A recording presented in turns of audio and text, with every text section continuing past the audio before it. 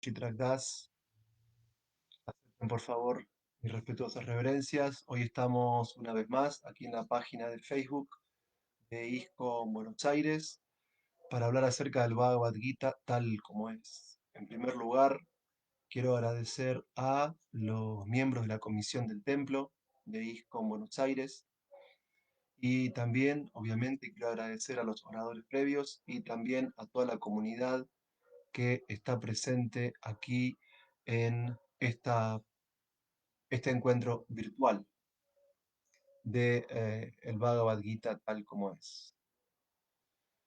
Bueno, acá estoy intentando transmitir en vivo, pero parece ser que tengo algunos problemas técnicos. A ver, quisiera saber si alguien está pudiendo ver y escuchar esta transmisión. Porque acá en mi pantalla no puedo observar.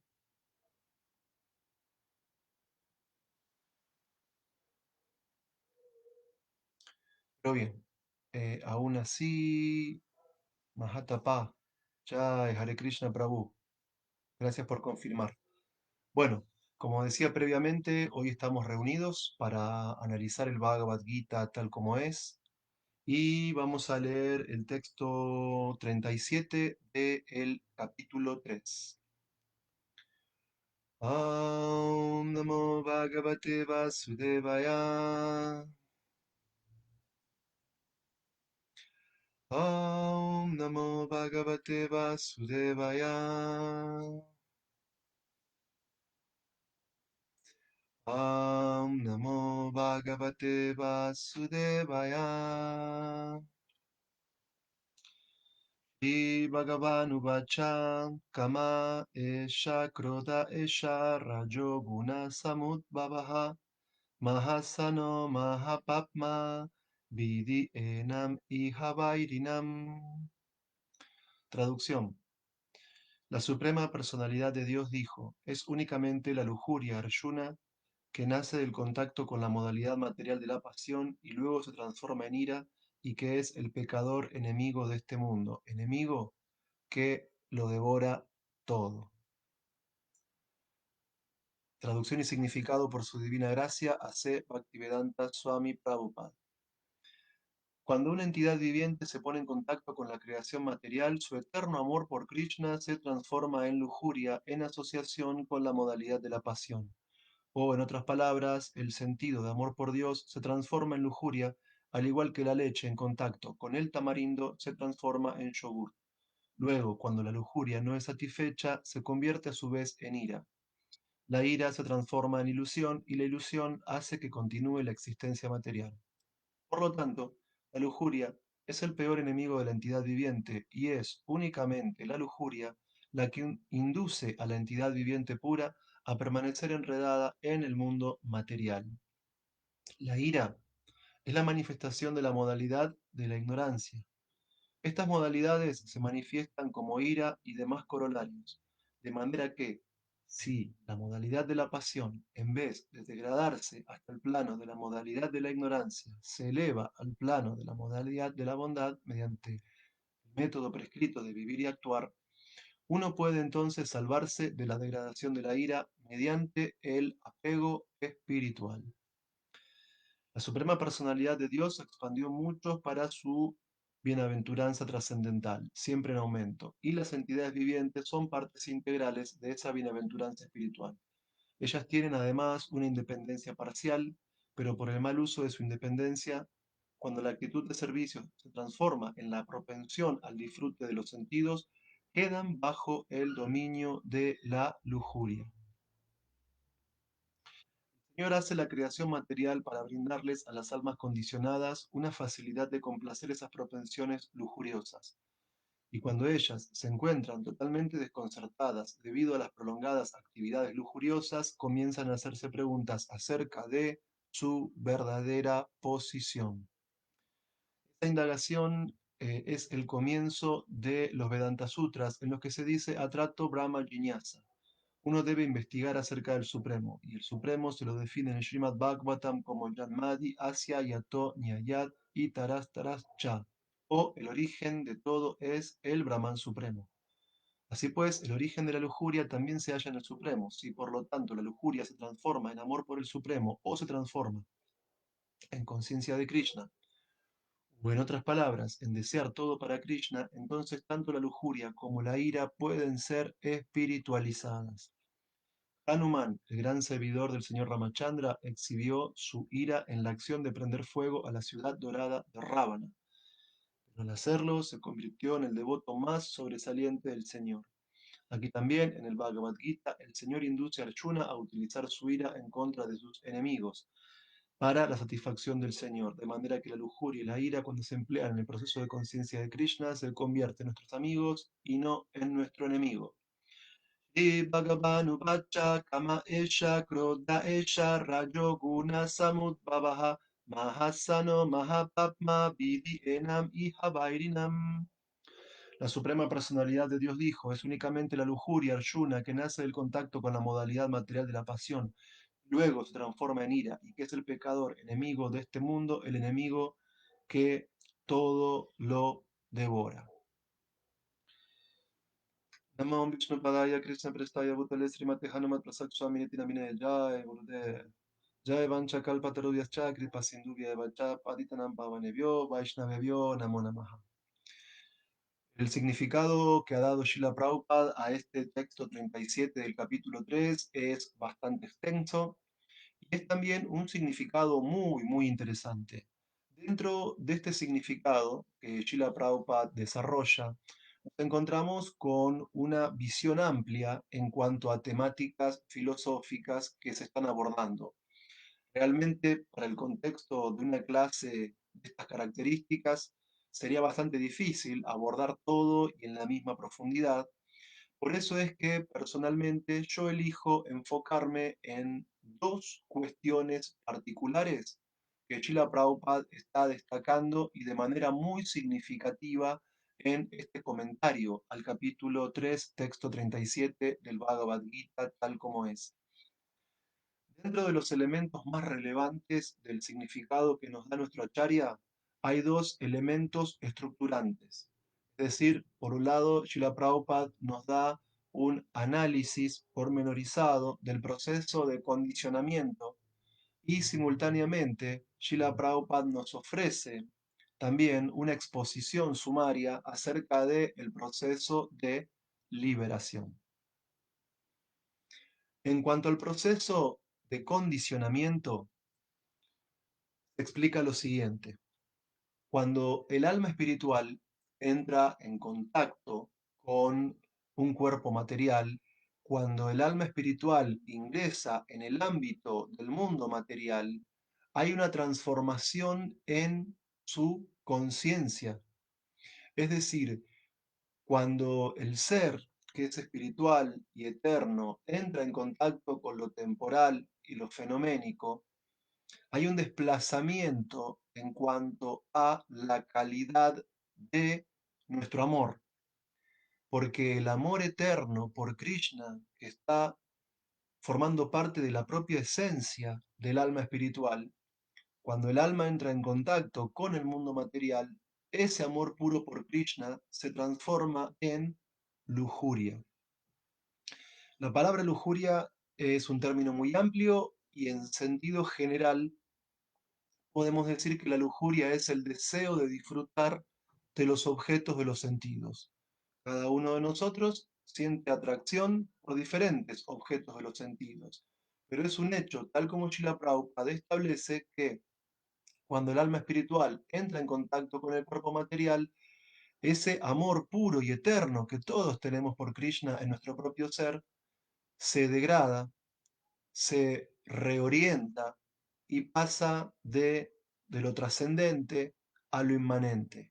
Ese amor eterno que todos tenemos por Krishna, en un sentido se redirecciona, porque deja de orientarse hacia Krishna ese amor y se transforma en el deseo de controlar y disfrutar los objetos de los sentidos, lo cual podemos definir en líneas generales como lujuria, siguiendo lo que Krishna está explicando en el texto de hoy.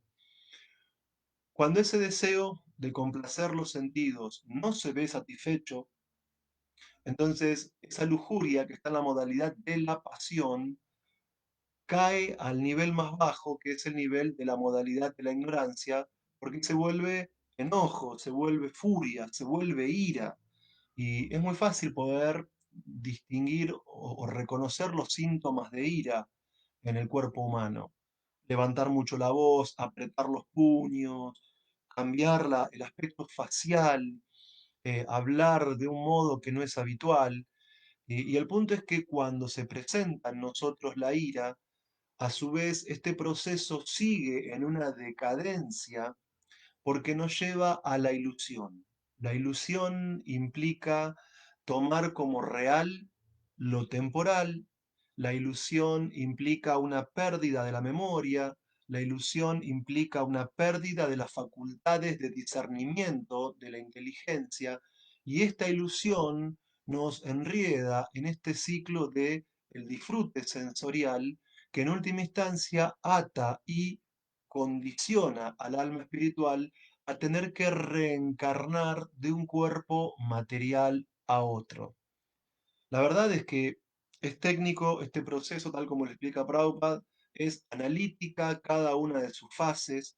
Obviamente estas fases están explicadas en un sentido general, luego pueden subdividirse en otras etapas, pero creo que lo interesante es que el Bhagavad Gita de ninguna manera presenta una filosofía 100% pesimista. No es que Krishna únicamente nos va a explicar que la lujuria no satisfecha lleva a la ira a la ilusión y la ilusión al condicionamiento, sino que a su vez Krishna, y específicamente en este significado, Srila Prabhupada, nos está explicando el proceso positivo. ¿Por qué? Porque hay posibilidad de liberación, porque hay posibilidad de salir de este enredo de la existencia material. Porque no es que el alma queda condicionada eternamente y por siempre a girar en ese ciclo del nacimiento, la enfermedad, la vejez y la muerte. Es decir, hay posibilidad de trascender, hay posibilidad de liberación mediante el proceso de elevación espiritual. Y ese proceso, según los propios términos que utiliza Srila Prabhupada en el significado, implica dedicarnos a investigar al Supremo. Es decir, es necesario un posicionamiento filosófico específico que nos permita delimitar con claridad cuál es el objeto de estudio que nos conduce a la trascendencia. Es decir, el objeto de conocimiento para un trascendentalista que está buscando liberarse del ciclo del condicionamiento es Krishna mismo. El hecho de iniciar la investigación acerca de la naturaleza trascendental del Señor Supremo, eso nos conduce al proceso que nos libera de todos los condicionamientos producto del contacto que el alma espiritual tiene con la materia en este mundo fenoménico. Entonces, esta investigación del Supremo, que Srila Prabhupada está recomendando en el significado, también puede ser de alguna manera conocida como Krishna Tattva. La palabra tattva en sánscrito al menos tiene tres significados básicos. En sentido filosófico, el término sánscrito tattva significa principio, un fundamento. El concepto filosófico tatua en sánscrito también de alguna manera significa realidad, como aquello que es existente, como aquello que tiene consistencia ontológica. Y también el término sánscrito tatua puede ser traducido como verdad. Y estas tres diferentes acepciones del término tatua son aplicadas a Krishna mismo, que es el objeto más elevado de la ciencia en la investigación del Supremo que nos conduce a salir del enredo de la existencia material. Cuando hablamos de Krishna, Técnicamente, en este análisis del Krishna Tattva, estamos haciendo referencia a la suprema personalidad de Dios original. Y uno podría plantearse qué seguridad tenemos de que Krishna sea el supremo. En las escrituras védicas, uno de los términos para referirnos al ser supremo es Bhagavan. Bhagavan significa aquel que posee seis opulencias. Si nosotros estudiásemos detenidamente el Srimad Bhagavatam, podemos ver que a Krishna es la única persona a la que propiamente hablando y con toda precisión podemos aplicarle el apelativo o el término Bhagavan. Cuando uno lee el Srimad Bhagavatam, hay cantos que cuentan que Krishna con su auriga Daruka se desplazaba de una ciudad a otra en la India antigua montado en su cuadriga. Y cuando Krishna iba en su cuadriga, junto con Daruka, de una ciudad a otra, los transeúntes, la gente que estaba en las calles, la gente que estaba en los caminos, la gente que estaba en los campos, no podía dejar de ver a Krishna. Incluso cuando la cuadriga había avanzado bastante, la gente seguía mirando en la dirección que había pasado Krishna. ¿Y por qué? Porque Krishna es supremamente bello. La belleza de Krishna es completamente trascendental. Cuando nosotros estudiamos filosofía, tanto de Oriente como de Occidente, podemos ver que hay ciertos autores y ciertos textos que son clásicos. Y en la filosofía de India, el clásico de todos los clásicos en cuanto a conocimiento filosófico y también religioso es el Bhagavad Gita. Y el Bhagavad Gita son las palabras de Krishna mismo. ¿Y qué nos demuestra esto? Que además de tener plena belleza, Krishna también manifiesta pleno conocimiento.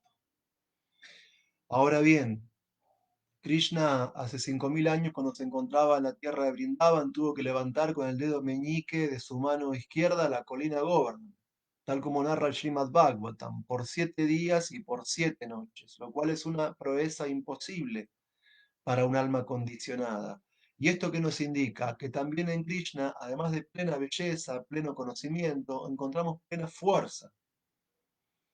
Cuando uno lee Srimad Bhagavatam, podemos ver que en Dwarka Krishna tenía una cantidad inmensa de palacios y de todo tipo de enseres y opulencias, y esto nos indica también que Krishna es supremamente rico en cuanto a bienes. También uno puede ver que de alguna manera nosotros los Vaishnavas, a la suprema personalidad de Dios le llamamos Krishna, pero hay religiones como la de los musulmanes que le llaman Alá, o como los judíos y cristianos que le llaman Yahvé, y tantos nombres. Pero ¿quién en qué parte del planeta no ha escuchado hablar de Dios? Eso nos indica que Krishna es supremamente famoso. Y además de eso, cuando uno lee el Bhagavad Gita en el capítulo 1, Arjuna le dice a Krishna, por favor, poné mi cuadriga en medio de ambos ejércitos para ver quiénes están acá con deseos de pelear. ¿Y esto qué indica? Que Krishna, aún siendo la suprema personalidad de Dios, a pesar de haberse manifestado como un rey en Mathura y en Dwarka, asume el papel subordinado de un áuriga, de un cochero para su devoto que es Arjuna. Así que en Krishna encontramos plena belleza, pleno conocimiento, plena fuerza, plena fama, plena renunciación, plena riqueza. Todas las cualidades se encuentran en Krishna en sumo grado y por eso podemos decir que él es Bhagavan y esa es una prueba yástrica que demuestra la excelencia y la posición suprema de Sri Krishna mismo. Ahora, un punto muy importante. Krishna no tuvo que someterse a la ejecución de ningún tipo de sacrificio védico para ser bendecido por algún semidios y haberse vuelto Bhagavan. Krishna tampoco tuvo que hacer ninguna austeridad al modo de los yogis para poder conseguir estas opulencias. Krishna tampoco tuvo, al modo de los filósofos, que cultivar un conocimiento para poder ocupar esa posición tan excelsa. Creo que Krishna siempre es la suprema personalidad de Dios. Krishna no tiene ninguna necesidad de poner en práctica algún proceso místico para poder ocupar esa posición tan excelsa que él ostenta, sino que Krishna es la suprema personalidad de Dios desde toda la eternidad. Y en ese sentido, no hay nadie ni igual ni superior a Krishna. No hay ser humano que se pueda asemejar a Krishna. No hay semidios que esté a la altura de Krishna. Como Krishna mismo afirma en el capítulo 7 del Bhagavad Gita, cuando dice, mediante la práctica del yoga, con la mente centrada en mí, con plena conciencia de mí, me podrás conocer y te voy a exponer este conocimiento que es tanto material como espiritual, y una vez que lo conozcas, ya nada te va a quedar por conocer. De muchos, miles de personas difícilmente uno se esfuerza por alcanzar la perfección y de aquellos que la alcanzaron difícilmente uno me conoce. Y Krishna nos va a decir que yo soy la fuente de los 5 elementos burdos, los 3 elementos sutiles, del alma espiritual que intenta explotar los recursos de la materia. Yo soy la fuente de todo lo que es material, de todo lo que es espiritual y todo descansa en mí como las perlas enhebradas en un hilo. No hay verdad superior a mí. Entonces, no hay nadie que pueda ser denominado Bhagavan en la misma medida que lo es Krishna. Y Krishna no sigue ningún proceso para volverse Bhagavan. Y no hay nadie que esté por encima de Krishna que tenga que otorgarle a Krishna algún tipo de beneficio. Sino que no hay nadie igual ni superior a él. Hace unos días atrás, en una fiesta de domingo, Su Gracia Hare Krishna Das Prabhu dio una clase muy, muy interesante acerca de su tesis doctoral en filosofía de la historia, y él recabó muchísima documentación académica como también así escritural, en la que en su tesis de doctorado él demuestra conclusivamente la existencia de Krishna en la India hace aproximadamente 5.000 años atrás. En ese sentido, no solamente uno como Vaishnava tiene fe en que Krishna existió hace 5.000 años en India, sino que además uno como académico, uno como erudito puede comprobar la existencia de Krishna dentro del tiempo y espacio histórico. Y si hablásemos casi en sentido biográfico dentro de este Krishna Tattva, dentro de esta investigación del Supremo que nos libera del condicionamiento, podemos decir que Krishna nació aproximadamente hace 5.000 años, y lo interesante es que en función de los cálculos del tiempo humano, Krishna vivió 125 años. Eso es bastante. Krishna, cuando nació hace 5.000 años, como explican las escrituras, Krishna se manifiesta periódicamente en la tierra y no necesariamente, la Suprema Personalidad de Dios tiene que, siendo el innaciente, tomar nacimiento únicamente en el territorio de India, sino que Krishna es supremamente independiente y él puede manifestarse en cualquier lugar del planeta, en cualquier planeta de cualquier universo. Pero cuando Krishna decidió por su libre voluntad presentarse en la Tierra, él tomó nacimiento dentro de la dinastía Yadu. La dinastía Yadu era una de las dinastías más poderosas de la época de Krishna, junto con la dinastía Vrishni, junto con la dinastía Boja y junto con la dinastía Andaka. Acá hay un punto muy interesante. Tanto Krishna como Ramachandra se manifestaron en dinastías kshatriyas, dinastías de guerreros. La dinastía del señor Ramachandra desciende del semidios del sol y la dinastía de Krishna desciende del semidios de la luna. Pero el punto es que Krishna tomó nacimiento en una dinastía kshatriya porque como Krishna cuando viene a este mundo, tal como vimos en el estudio del Bhagavad Gita de los días sábados, en el estudio del panorama del Bhagavad Gita, donde analizamos diferentes secciones, que son todo un conjunto de textos relacionados temáticamente entre sí, Krishna viene con múltiples propósitos a este mundo material. Entonces, los kshatriyas son aquellos que tienen que velar por el hecho de que la gente común practique una vida religiosa y una vida virtuosa. Entonces, tanto el señor Ramachandra como el señor Krishna tomaron nacimiento, a pesar de ser innacientes, en dinastías kshatriyas, una de la casa solar y otra de la casa lunar. En este intento de poder estudiar al Supremo, en este intento de poder comprender la posición de Krishna para así trascender el condicionamiento material, también tenemos que entender que Krishna nació como hijo de Vasudev y Devaki. Vasudev era el hijo de Surasena y Surasena era en aquel entonces, en la época de Krishna, el rey de Mathura. El hermano mayor de Krishna, como todos sabemos, es Balaram. Balaram nació antes que Krishna. Balaram fue trasladado del vientre de una esposa de Vasudev hacia el vientre de otra esposa de Vasudev que se encontraba en Brindavan. Y un punto muy importante para todos los Vaishnavas es que también en este mundo se manifestó hace 5000 años de manera personificada la potencia interna de Krishna, que es Shrimati Radharani.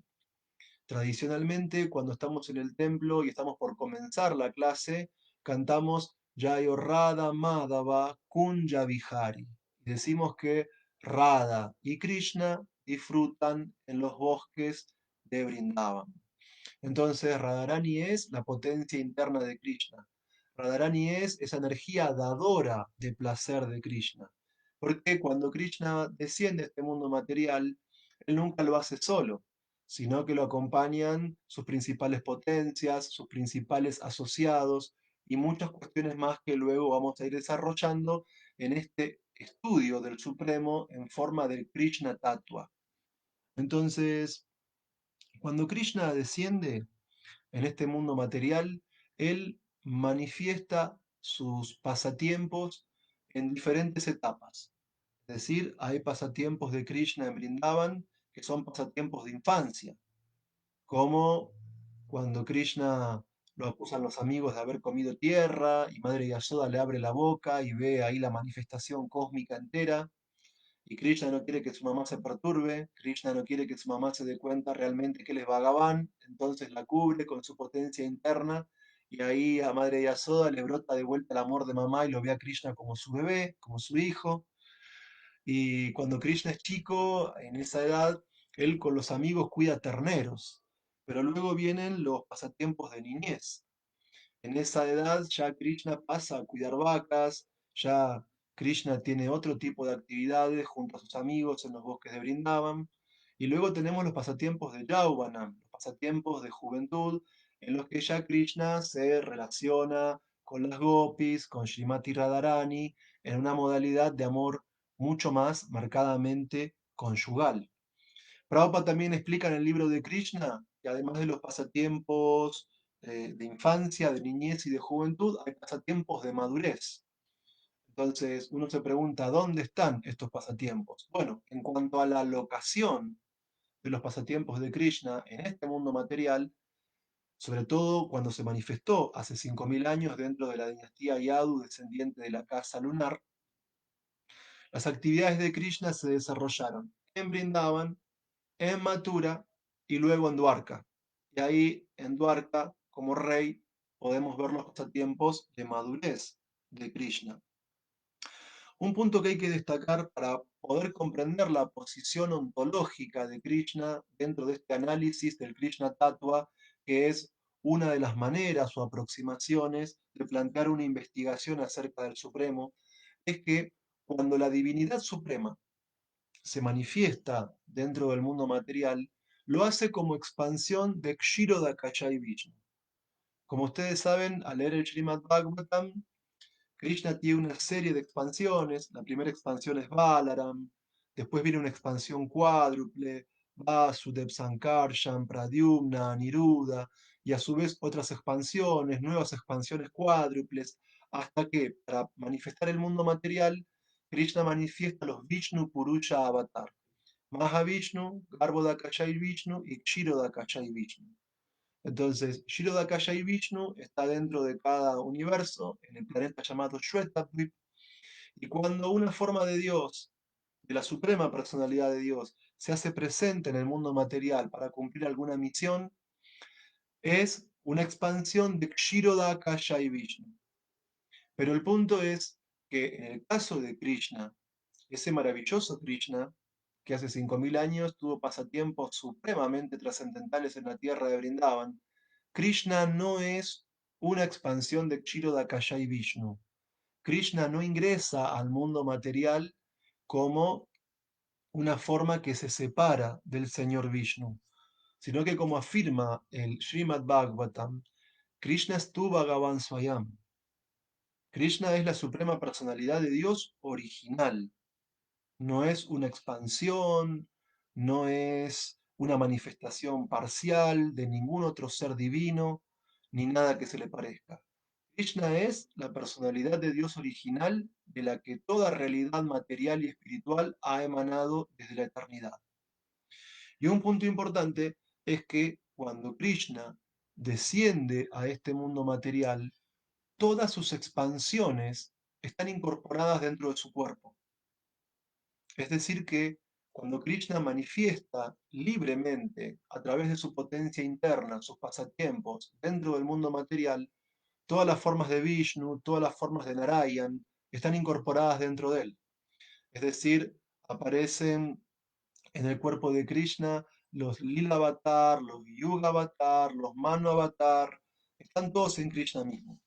Y cuando uno, por ejemplo, observa que cuando Akrura se lleva a Krishna de Brindavan y a Balaram en una cuadriga, y Krishna va a Mathura, y en Mathura Krishna se encuentra con el rey Kamsa, que era un rey con muy malas cualidades y que era un personaje muy nefasto, y Krishna tuvo que neutralizarlo.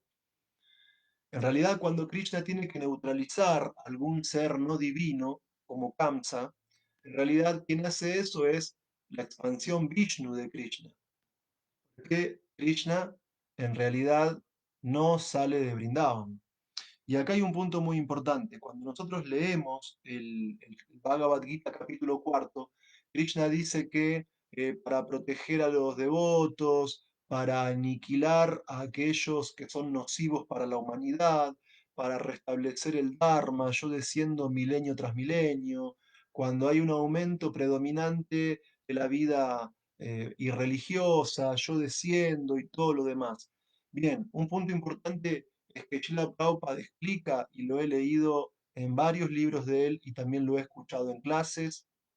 Srila Prabhupada también dice esto en el prefacio y en la introducción del libro Krishna, que es un resumen del 10º canto del Srimad Bhagavatam. Prabhupada dice ahí que en realidad Krishna viene a este mundo para mostrarnos cómo es la vida en Vrindavan.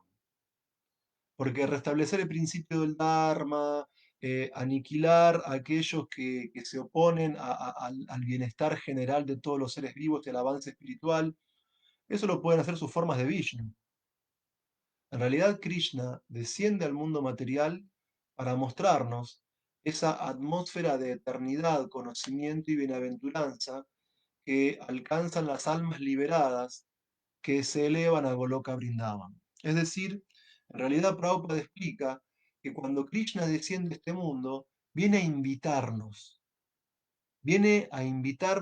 a alcanzar la vida más plena. Cuando Krishna viene a este mundo, viene para nuestro bien, para que podamos observar cómo todos son supremamente felices en Vrindavan. Entonces, acá hay un punto muy importante, y es que no solamente Krishna es atractivo, sino que sus pasatiempos también son supremamente atractivos. En la Yastra se afirma que en Brindavan todas las casas son palacios, palacios súper maravillosos de piedra de toque. Cada árbol es un árbol de los deseos. Las vacas son vacas surabis y cada paso es una danza y cada palabra es una canción. En Vrindavan, Krishna se manifiesta como Govinda, y eso quiere decir que Krishna es el que le da placer a las vacas y también a los sentidos. Las yastras dicen que la belleza de Krishna supera la belleza de millones y millones de cupidos. Aún así, Krishna sigue siendo más y más atractivo. El color de la piel del cuerpo de Krishna se asemeja al de una nube hermosa. Sus, sus ojos son como pétalos de loto. En su cabeza lleva una bellísima pluma de pavo real y él llena a todos de placer con el sonido de su flauta. Así es la vida en Brindavan. Prabhupada dice que la principal ocupación de Krishna es cuidar vacas surabis con sus amigos en las tierras de pastoreo de Brindavan. Y cuando Krishna toca la flauta, toda la tierra de Brindavan, todos los habitantes de Brindavan se sumergen en un océano de éxtasis trascendental. Cuando Krishna comienza a tocar la flauta, automáticamente las gopis entran en éxtasis. Cuando Krishna toca la flauta, las gopis comienzan a estremecerse porque recuerdan la sensación que experimentan en sus pasatiempos con Krishna. Cuando Krishna toca la flauta, gopis se reúnen con sus amigas, ansiosas por hablar del objeto de su amor, por hablar de Krishna. Y las gopis le dicen a sus amigas que la más elevada perfección de la vista es ver a Krishna y a Balaram entrando a los bosques para cuidar las vacas, tocando su flauta mientras juegan con sus amigos. Las gopis dicen que cuando Krishna toca la flauta, todos los seres de Brindavan se llenan de amor por Krishna. Las gopis, cuando escuchan a Krishna tocar la flauta, automáticamente recuerdan lo bien que Krishna se viste, lo artística que es la vestimenta, la combinación de colores en la ropa de Krishna. Las gopis dicen, cuando escuchan a Krishna tocar la flauta, que Krishna y Balaram se ven tan hermosos que parecen actores en una obra. Las gopis dicen que Krishna y Balaram se ven supremamente atractivos cuando junto a sus amigos cantan y bailan en los bosques de Brindavan. Las gopis dicen que cuando Krishna toca la flauta, las vacas paran de pastar y levantan sus orejas para atrapar el néctar sonoro de la flauta. Los terneros de Brindavan dejan de mamar leche de las ules de su mamá y comienzan a derramar lágrimas de amor, porque internamente están abrazando a Krishna de corazón a corazón. Automáticamente, cuando Krishna toca la flauta en Brindavan, los pavos reales bailan a su alrededor, los venados, juntos con sus parejas, se acercan para ver la belleza de Krishna, el sonido de su flauta. Las nubes del cielo, para evitar el calor abrasador del sol, se posicionan sobre Krishna, Balaram y todos los gopas para hacer de sombrilla. El río Yamuna, con sus manos, que son sus olas, ofrece a Krishna flores como una ofrenda de amor y los pájaros en los árboles dejan de piar, dejan de cantar y se concentran en la belleza de Krishna y en el sonido de su flauta. Y eso es lo que Krishna viene a traernos cuando viene al mundo material.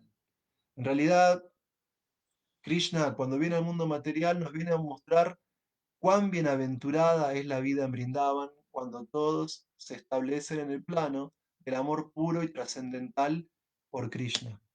Entonces, sabemos que debido a la lujuria, cuando el alma espiritual entra en contacto con la materia, el amor por Krishna se convierte en deseo de controlar y disfrutar los objetos de los sentidos. Cuando eso no se logra, surge la ira, de la ira la ilusión y de la ilusión la reencarnación, pero a través del proceso de investigar al Supremo podemos lograr la liberación del ciclo del samsara. Entonces, este análisis del Krishna Tattva que acabamos de efectuar es nada más que introductorio, porque ni siquiera Ananta Shesha, con sus miles de cabezas, puede describir por completo las cualidades trascendentales del Señor Krishna. El punto es que en este Krishna Tattva tenemos que incluir también el análisis del Krishna Prema, es decir, todos nosotros por naturaleza buscamos conocimiento, todos por naturaleza buscamos felicidad, todos por naturaleza buscamos amor, porque es una propiedad del ser viviente. Entonces, acá hay un aspecto muy importante.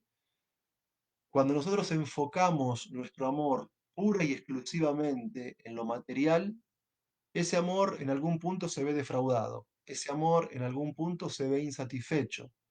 Sin embargo, la comprensión de la investigación del Supremo, el análisis de la naturaleza de Krishna como principio, de Krishna como realidad, de Krishna como verdad, implica llegar al plano del Krishna Prema. Esto quiere decir que es necesario para el alma espiritual, si quiere encontrar ese amor pleno que realmente desea alcanzar, salir del plano de la lujuria material y enfocar esa capacidad de amar en su objeto natural y eterno de amor, en la realidad, en el principio propio de su amor, que es Krishna mismo.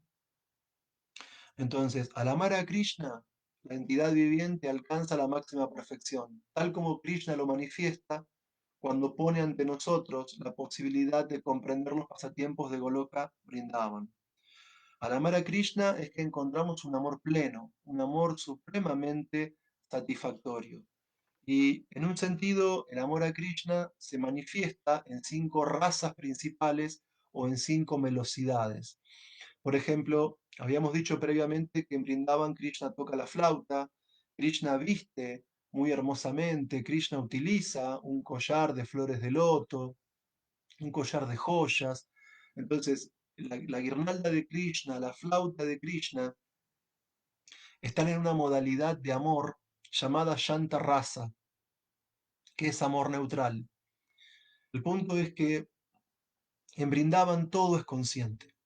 En el libro de Krishna podemos leer que cuando Krishna toca la flauta, mientras cuida vacas surabis con sus amigos en los bosques de Brindavan, los lagos y los ríos entran en éxtasis, que según el texto que acabo de mencionar, los lagos y los ríos son considerados los padres y las madres de la vegetación y las plantas. Entonces, cuando Krishna toca la flauta de bambú, tanto las flautas de bambú como los ríos y las aguas se ponen muy, muy felices, tal como una persona avanzada en el conocimiento se siente muy feliz al ver a sus descendientes ocupados en la práctica del servicio devocional. Porque en Brindavan todo es consciente. Y Chanta Rasa también es una posibilidad de amar a Krishna. Por otro lado, nos encontramos con Dasya Rasa, el amor de servidumbre. Cuando Krishna por la mañana va a salir a cuidar las vacas con sus amigos, en el palacio de Nanda Maharaj hacen sonar un cuerno de búfalo. Entonces todos los chicos se reúnen ahí en la entrada de la casa de Nanda Maharaj con sus animales, listos para salir, con su flauta, con su cuerno de búfalo, con su vara, con su bolsita de comida, con sus sogas para atar, con todo el kit de Gopa de Vrindavan. Kit completo de Gopa de Vrindavan. Pero hay ciertos amiguitos de Krishna que entran temprano por la mañana, donde está Krishna, en el palacio de Nanda Maharaj, y ayudan a Madre Yashoda a luquear a Krishna. Lo ayudan a que Krishna esté fachero, a acomodarle bien la ropita, a acomodarle bien el peinado, a acomodarle bien todos los ornamentos. Bueno, eso es Dasya Rasa, un amor en servidumbre.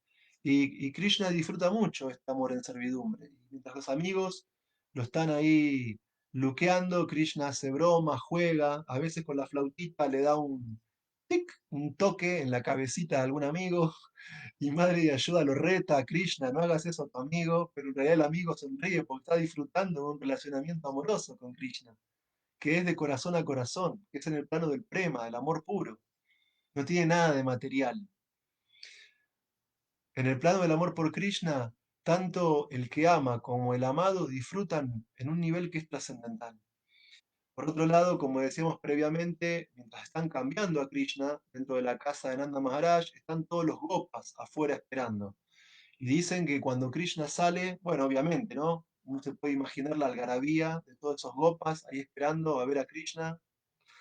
Y cuando Krishna sale, dicen, el libro de Krishna comenta que los chicos van recogiendo plumas y minerales y arcilla y comienzan a disfrazarse así de modo bastante desopilante y hacen reír mucho a Krishna y Krishna hace reír a sus amigos y para sus amigos Krishna comienza a imitar los movimientos de la danza del pavo real y todos los chicos comienzan a reír con Krishna y a sumergirse en un océano de amor por Krishna y eso es también el Sakya Rasa, es la modalidad del amor de amigos con Krishna. Y también uno puede ver que, bueno, como va a venir más adelante en el mes de Damodar, a veces Madre Yashoda tiene que reprender a Krishna. Justo en la clase de Bhagavatam que estaba escuchando hoy a la mañana, la reina Kunti ofreció oraciones a Krishna y decía que sus pasatiempos son inconcebibles, porque aunque es innaciente nace y aunque es inactivo lleva a cabo tareas. Para una persona que especula mentalmente al leer los textos védicos, le parece contradictorio que Krishna sea eterno y que tenga padres. Pero si no lo tuviese, si Krishna no pudiese tener padres, sería una limitación para el absoluto. Entonces, estos temas se comprenden solamente a partir del estudio de las yastras que uno logra hacer en compañía de almas autorrealizadas. Porque si uno quiere analizar esto con la pura lógica, va a caer en un callejón sin salida. Pero el punto es que aunque Krishna es eterno, como dice Krishna en el capítulo 7, yo soy el controlador de los semidioses, el controlador de los métodos de sacrificio y de todo lo demás. Yo recuerdo presente, pasado y futuro, pero sin embargo Krishna disfruta ser reprendido por Madre Yasoda. ¿Por qué? Porque hay una relación de amor paternal y maternal entre Nanda Maharaj y Yashoda y Krishna. Entonces, el punto es que Krishna teme cuando ve a Madre Yashoda enojada. Krishna comienzan a caerse las lagrimitas cuando ve a su mamá enojada y se le corre todo el cosmético de los ojos a Krishna. Y ahí todavía está más hermoso, con todo el cosmético corrido. Y así es la vida en Vrindavan. Esa es la vida que Krishna viene a mostrarnos cuando desciende hace 5000 años en la tierra como hijo de Vasudeva y Devaki en la sagrada Mathura y que luego es trasladado a la tierra de Vrindavan. Y por último, obviamente, como decíamos al comienzo de la clase de hoy, nosotros cantamos en todas las clases en los templos de ISKCON, en clase de Bhagavatam, clase de Bhagavad Gita, Jayo Radha Madhava, que Radha y Krishna disfrutan de sus pasatiempos en los bosques de Vrindavan. Y eso es una muestra de el amor conyugal por Krishna, que nada tiene que ver con las actividades lujuriosas de las almas condicionadas, sino que la relación entre Radha y Krishna y las gopis es completamente pura, completamente espiritual, completamente libre de cualquier embriaguez material. De hecho, en Vrindavan, los pasatiempos de Krishna entran dentro de un formato llamado Ashtakali Yalila. Esa palabra es mencionada en una de las traducciones del Upadeshambrita. Y Prabhupada no explica nada sobre eso en el Upadeshambrita. Y un día tuve la fortuna de, tras haber estudiado ese libro, preguntarle a mi maestro espiritual, su santidad Hanuma Prasad Swami Maharaj, qué significaba Ashtakali Yalila. Eso significa que si uno dividiese el día de Krishna en Brindavan en 24 horas, esos pasatiempos, lo que Krishna hace durante el día y la noche en Brindavan, son pasatiempos óctuples. O sea, hay una división en ashta, en 8 de esos pasatiempos. Entonces, en cada horario del día y de la noche, Krishna lleva a cabo diferentes pasatiempos, especialmente en la edad de Yauvanam, en la edad de juventud. Por la noche, Krishna se encuentra con Radha, con las gopis, a solas, en los bosques de Brindavan. Finalmente, Krishna se encuentra exclusivamente con Radha y antes de la salida del sol cada uno de ellos va a su casa y hace como que estuvieron ahí en su habitación, cada cual en su habitación durmiendo para que nadie se dé cuenta que en realidad estuvieron toda la noche riendo, cantando, bailando, amando. Porque esa es la vida en Brindavan. Entonces, este Ashta Kali Lila implica el desarrollo, el despliegue de los pasatiempos de Krishna en 8 fases durante el día y la noche. Y este Ashtakaliya Lila es un objeto de meditación, especialmente para los Vaishnavas que se encuentran en el plano de Raganuga Bhakti, no los que estamos todavía en la etapa de Sadhana Bhakti. Pero es importante conocer todo este Krishna Tattva, es importante conocer toda esta investigación acerca del Supremo, porque, bueno, en definitiva es lo que nos saca de este condicionamiento producto de la lujuria, de la ira, de la ilusión y de la transmigración. Ahora, en este intento por comprender cómo el alma se enrieda en el mundo material y cómo es que el alma se desenrieda, nos encontramos en este análisis de, por un lado, el Krishna Tattva y el Krishna Prema. Es decir, podemos comprender la posición única de Krishna como Bhagavan, como la suprema personalidad de Dios, y podemos comprender la necesidad del alma individual de conectarse con el Supremo no a través del temor, no a través de la conveniencia, sino a través del amor, del prema, de un amor puro. Ahora, el punto es que por un lado tenemos el, el- el objeto supremo de conocimiento en este Krishna Tattva. Por otro lado tenemos la meta de ese conocimiento, que es el prema. Pero si lo presentamos de esta manera, parecieran como dos puntos dentro de esta ciencia del Supremo, aparentemente desvinculados. Y sin embargo no es así, porque en el medio, entre Krishna Tattva y Krishna Prema, tenemos aquel factor que permite que la entidad viviente despliegue la semilla del amor puro por Krishna que hay en su corazón, para, pasando el conocimiento del Krishna Tattva, alcanzar la etapa del Krishna Prema. Y en términos de Srila Prabhupada, en lo que, dentro de lo que él plantea en el libro de Krishna, prefacio e introducción, esa conexión entre el Krishna Tattva y el Krishna Prema es el Krishna Kata. Esta expresión sánscrita, Krishna Kata, significa narraciones acerca de Krishna. Tenemos dos tipos de Krishna Kata en términos de lo que dice Srila Prabhupada en el libro de Krishna. Hay un Krishna Kata que es aquello que Krishna habla, como por ejemplo el Bhagavad Gita. Y hay otro Krishna Kata que es lo que se dice acerca de Krishna, como es en el caso del Srimad Bhagavatam. Ahora, el punto es que participar de este medio, participar de este proceso de Krishna Kata, hace que el alma condicionada, cuando escucha acerca de Krishna, pueda obtener Krishna Tattva y pueda alcanzar Krishna Prema. Entonces, acá hay un punto muy importante que Srila Prabhupada explica en el prefacio y en la introducción del libro Krishna, en español traducido como Krishna, la fuente del placer, y es que el Krishna Kata, las narraciones acerca de Krishna, son beneficiosas para todo tipo de entidades vivientes. Y dentro del libro que acabo de citar, Prabhupada clasifica a las entidades vivientes en tres tipos: las almas liberadas, las almas en proceso de liberación y las almas condicionadas o también llamadas materialistas. Tanto el materialista común como aquel que está deseando desenredarse del nacimiento y la muerte, como aquel que ya está libre del samsara, estos tres tipos de seres pueden beneficiarse plenamente del proceso de Krishna Kata, del proceso de oír las narraciones acerca de Krishna. Y Prabhupada puntual y analíticamente explica cómo se beneficia cada tipo de alma al participar de este proceso de Krishna Kata, en el cual adquirimos Krishna Tattva y también Krishna Prema. Entonces, las almas liberadas obviamente están totalmente aisladas de cualquier actividad que sea material. Es decir, las almas verdaderamente liberadas pierden el interés por lo material. A veces uno se encuentra con pseudo devotos puros que dicen amar a Radha, que dicen amar a Krishna y que están totalmente adictos al placer de los sentidos y la lujuria material.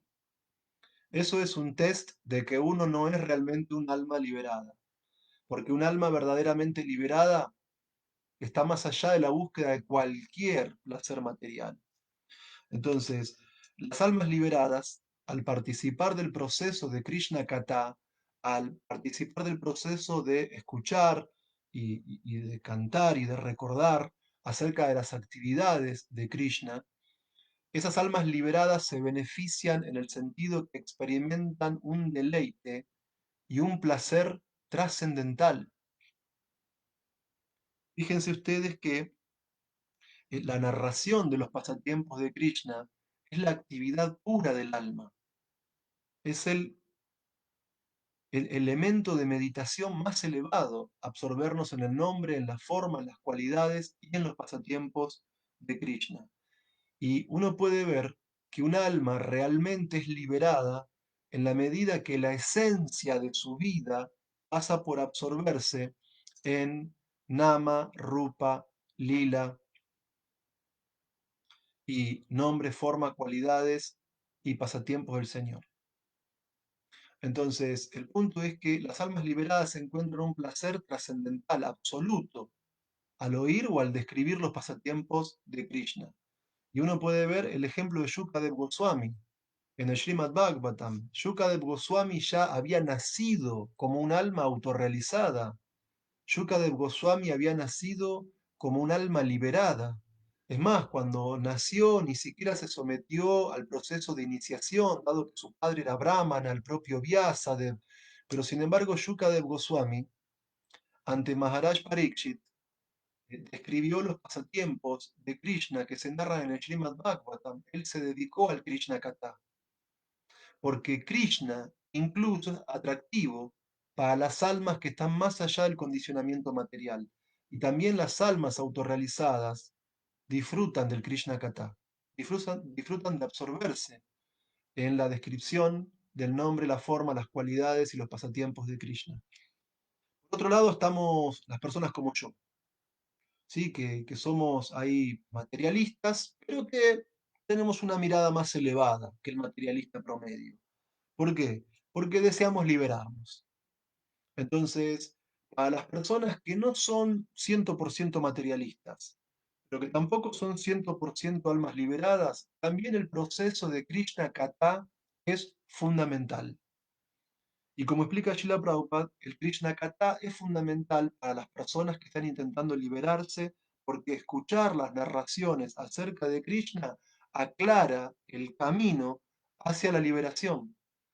Al escuchar las narraciones acerca de Krishna, entendemos que el objetivo de la vida no es el placer material, no es la riqueza material, no son los honores materiales, no es el conocimiento material y ni siquiera el objetivo de la vida es la liberación en sí misma, sino que cuando una persona que está seriamente intentando alcanzar la liberación escucha Krishna Kata, entonces se entiende cuál es el objetivo supremo de la existencia.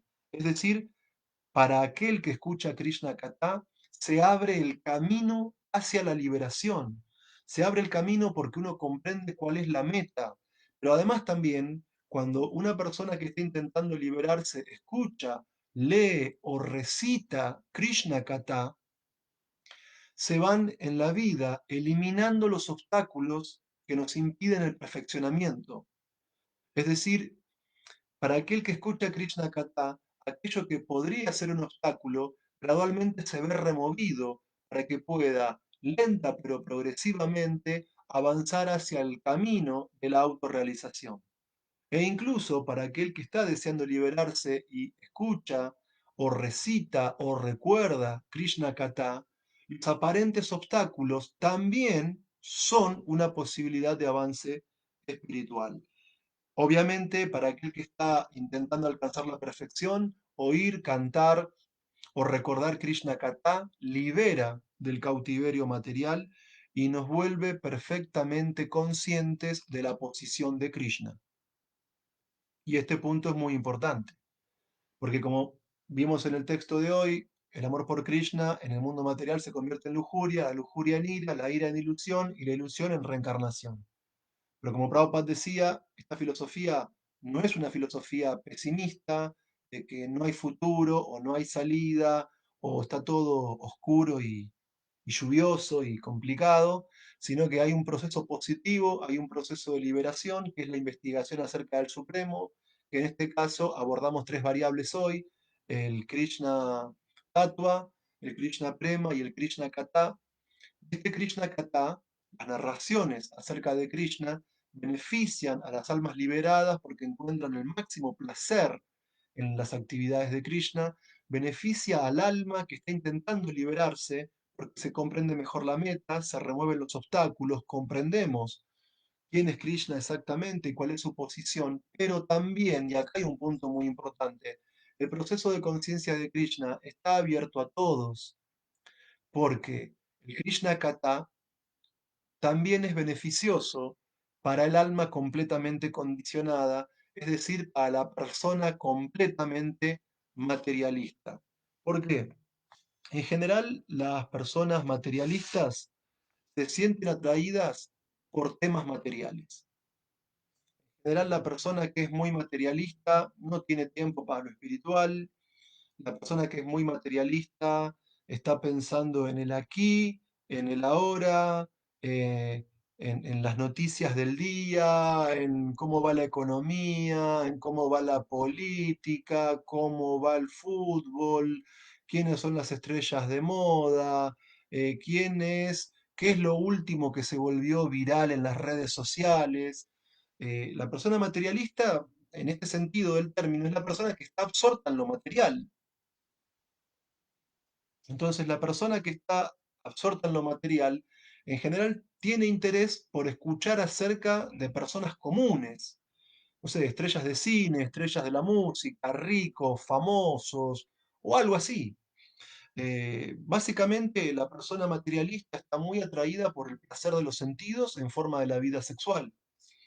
Y en ese sentido, Prabhupada explica en el prefacio y en la introducción del libro de Krishna, La fuente de placer, que no solamente el alma liberada, que no solamente el alma que está en vía de liberación, sino que también el materialista puede beneficiarse por oír, por leer Krishna Katha. ¿Por qué? Porque uno puede encontrar que en la literatura trascendental se describen los pasatiempos de Krishna con las gopis, como habíamos narrado anteriormente, se describen los pasatiempos de Krishna con Radha. Y como dice Srila Prabhupada, incluso el materialista que está atraído por escuchar acerca de la vida de otros o de las cualidades de otros y también por las relaciones que tienen que ver con lo material, incluso esa persona puede encontrar placer, dice Srila Prabhupada, al leer sobre los pasatiempos de amor conyugal entre Radha y Krishna. Y aunque su intención o su conciencia no es la mejor de todas, porque está claro que no lo es, aún así Prabhupada dice que incluso hasta el materialista, si escucha acerca de los pasatiempos de Radha y Krishna de la fuente adecuada, es decir, de un gurú genuino que forme parte de la sucesión discipular, incluso la persona materialista gradualmente puede, a través del proceso de Krishna Kata, elevar su conciencia de lo material hacia lo espiritual. Y Prabhupada dice que incluso el materialista, por escuchar acerca de los pasatiempos de Radha y Krishna de la fuente correcta, gradualmente se cura de la lujuria material y de la propensión a disfrutar de la materia y se eleva de manera gradual, incluso el materialista, a través del proceso de Krishna Kata, a la plataforma del servicio devocional amoroso. Entonces, Prabhupada recomendaba como medio de perfección espiritual en el significado de hoy investigar acerca del Supremo. El Supremo es Krishna. Krishna no es un hombre común, Krishna no es nada más que un personaje histórico, famoso, Krishna no es un simple semidios, Krishna tampoco es un ser personal que se manifieste de alguna verdad impersonal, sino que Krishna es la suprema personalidad de Dios y es Bhagavan, pleno en belleza, en fuerza, en conocimiento, en fama, riqueza, renunciación. Krishna es supremamente atractivo. Como decíamos previamente, cuando Krishna, específicamente Krishna, el hijo de Nanda y Yashoda, se manifiesta en este mundo material, es para mostrarnos lo maravillosamente trascendental y atractiva que es la vida en Brindavan. El hecho de que Krishna venga a este mundo es una invitación para que en nosotros surja el deseo de retornar a Brindavan. Y cuando nosotros orientamos nuestra capacidad de amar a Krishna, entonces el amor se perfecciona porque se direcciona hacia el objeto supremo de amor. Cada cual puede cultivar su amor por Krishna en relación a la diferente melosidad trascendental que le sea más natural. El amor neutral, el amor en servidumbre, el amor en amistad, el amor paternal o el amor conyugal por Krishna. Cada cual tiene el derecho eterno a cultivar su relación única y eterna con Krishna. Para poder llegar al plano de esa relación es fundamental este proceso de Krishna Kata, es decir, el oír las narraciones acerca de Krishna. Nosotros deberíamos tener mucha inteligencia para valorar la literatura trascendental que nos trajo Srila Prabhupada en forma del Bhagavad Gita, del Srimad Bhagavatam, del Chaitanya Charitamrita. Y al igual que Maharaj Parikshit, tendríamos que absorbernos en el Krishna Kata como si no hubiera un mañana. Maharaj Parikshit, cuando se enteró que fue maldecido por el Brahmana Sringi, el niño Brahmana, y sabiendo que le quedaban 7 días de vida, Maharaj Parikshit no se fue a rock and rollear, no se fue de gira por los lugares más VIP de Europa, no se fue a, no sé, ninguna actividad material, sino que Maharaj Parikshit, comprendiendo lo valioso que es el tiempo en la vida humana, abandonó el reino, fue a buscar sadhu sangha y en compañía de Shukadev Goswami se dedicó con mucha ansiedad y con mucho deseo y con mucho placer a escuchar y absorberse en el Krishna Kata. Así que en esta Sociedad Internacional para la Conciencia de Krishna, invitamos a todos a absorberse en Krishna Kata a partir de la lectura y del estudio de los libros de Srila Prabhupada y de esa manera poder alcanzar la misma perfección que alcanzan las almas liberadas de Goloka Vrindavan. Hare Krishna. Muchas gracias. Todas las glorias a Srila Prabhupada y a los devotos reunidos.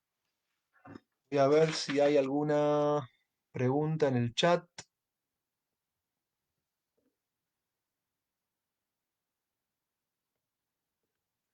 Estoy teniendo un poquito de problemas para visualizarlo.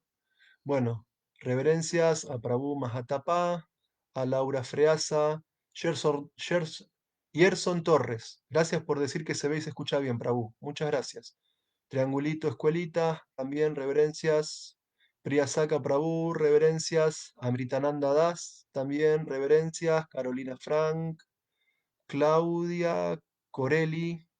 Ups, se me complica un poquito ver acá. Em, Gabriela Bruj, Sabrina Segovia, Andrés Campoli, Laura Freasa. A ver si hay alguna pregunta ahí.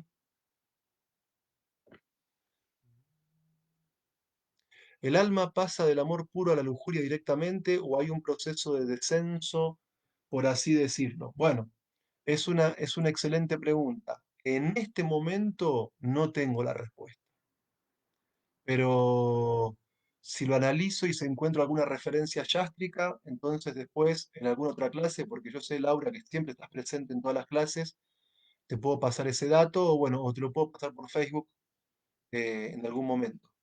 Pero es una buena pregunta, porque habría que ver si hay alguna gradualidad en esa transformación del amor a lujuria. Un buen punto, pero me excede en este momento, la verdad. Jessica Ríos también, reverencias, Miguel Ángel Ayala, Andrés Zuluaga. Mm, Bien, no veo ninguna pregunta más y la única que encontré no la puedo responder. Qué vergüenza. Pero bueno, no quiero inventar nada, no quiero especular nada porque eh, creo que la especulación no es un buen camino. Prefiero reconocer mi limitación públicamente. Pero me comprometo, que si encuentro información sobre ese tema, lo hago público, porque a mí también me interesó. Bueno, querida comunidad Vaishnava, a todos les ofrezco mis respetuosas reverencias. Muchas gracias por darme esta posibilidad de participar de este nectario Krishna Kata. Así que estén bien. Y bueno, a leer todos los libros de Srila Prabhupada. Hare Krishna. Aum Tat Sat.